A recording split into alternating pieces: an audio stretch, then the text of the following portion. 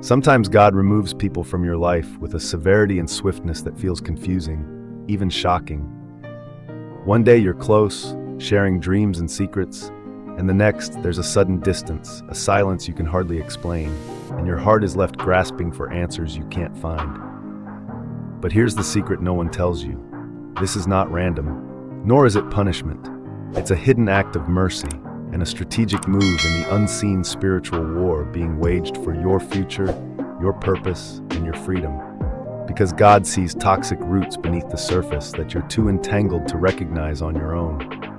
And in His sovereign wisdom, He will sometimes do what you cannot or will not do for yourself, even when it hurts or feels unfair, just as He did with Abraham and Lot in Genesis 13, when the very promise over Abraham's life, his destiny, only started to unfold after Lot, whose presence was draining Abraham's bandwidth, was separated from him.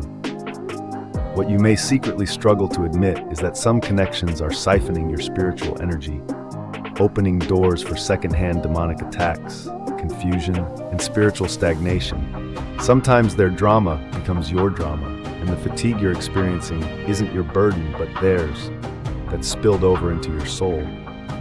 Warn yourself, as Proverbs 13:20 does. The companion of fools suffers harm. And realize that God isn't just caring for you, He's defending you from unseen battles that threaten to imprison your mind, your emotions, even your calling.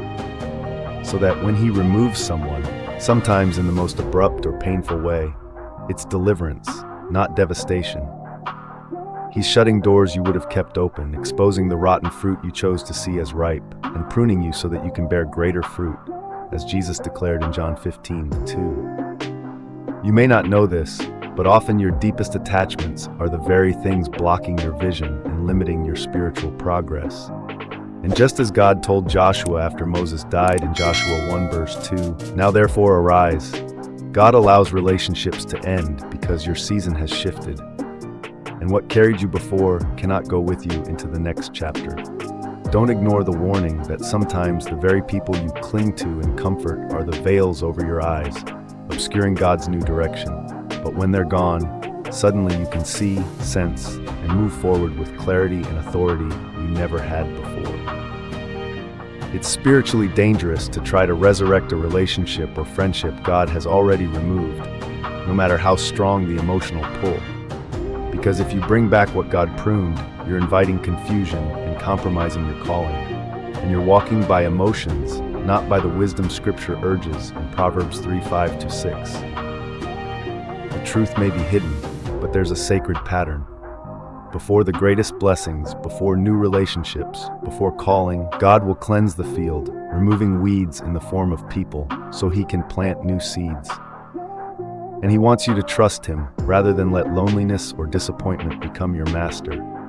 He wants to be your sufficiency, your best companion, just as He showed Gideon that less can be more, and victory sometimes requires subtraction, not addition. So don't let your past or your wounds make you chase after people God has cut away, and don't allow the void to lie to you. Sometimes your biggest breakthrough is waiting on the other side of a goodbye you didn't want, but secretly needed. Your challenge is this: trust that God is architecting a better future than you imagine, even through separation.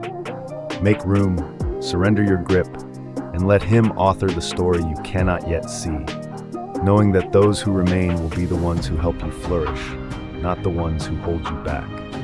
Because Romans 8:28 is always in operation. He works all things for your good, even removals, especially when they look like loss.